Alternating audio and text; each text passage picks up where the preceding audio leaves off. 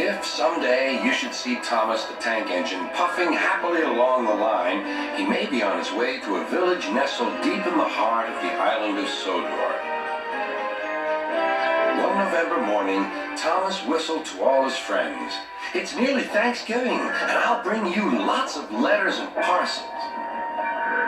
But then, an early snowstorm came.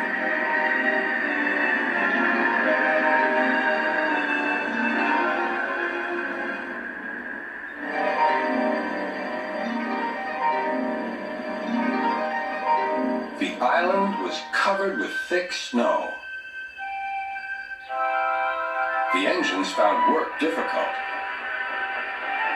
Some had to help clear snow from the track, and workmen hacked away at the frozen banks of ice. Thomas and Percy were collecting important mail for Thanksgiving. "Driver says there's lots of mail for the village," said Thomas. "I'll need an extra car for it all." Percy was feeling left out. "It's not fair. You're not leaving any mail for me."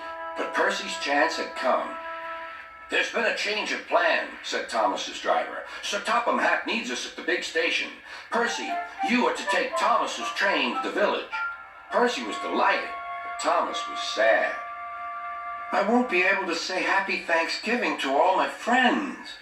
"Don't worry," said Percy kindly. "I'll do it for you." "It's not the same," sighed Thomas. Percy was making good time on his way to the village when suddenly, "What's that?" called his driver. There ahead was a fogman by the line. He was holding a red light. "The village is cut off by the snow," he shouted. "We need snowplows, workmen, and a helicopter. Leave your cars on the sidings and go back quickly." Percy was soon steaming to Harold's airfield. "Beep, beep," whistled Percy. "Wake up, lazy wings. The mountain villagers need your help. They're stranded." "Whiz-o," replied Harold. "I like an emergency to keep me warm," and he buzzed away. "Now," sighed Percy, "what's next?" Suddenly there was Thomas with Terence the tractor and a works train. "Come on, Percy," whistled Thomas. "Follow me." The two engines battled their way through the snow. At last they reached the village. Harold was already there, busily dropping food for Thanksgiving dinner to the people below.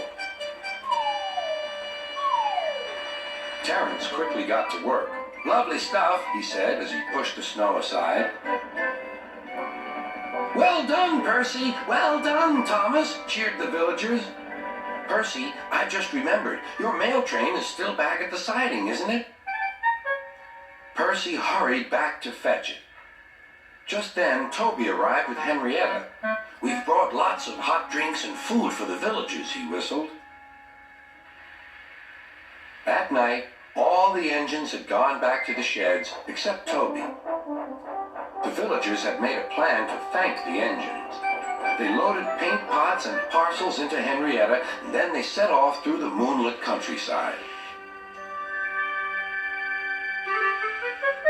All the engines were fast asleep in the sheds as Toby ran silently into the yard.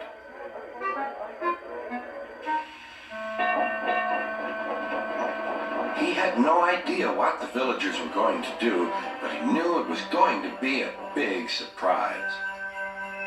When the engines woke the next morning, they could not believe their eyes. The sheds had been repainted and decorated.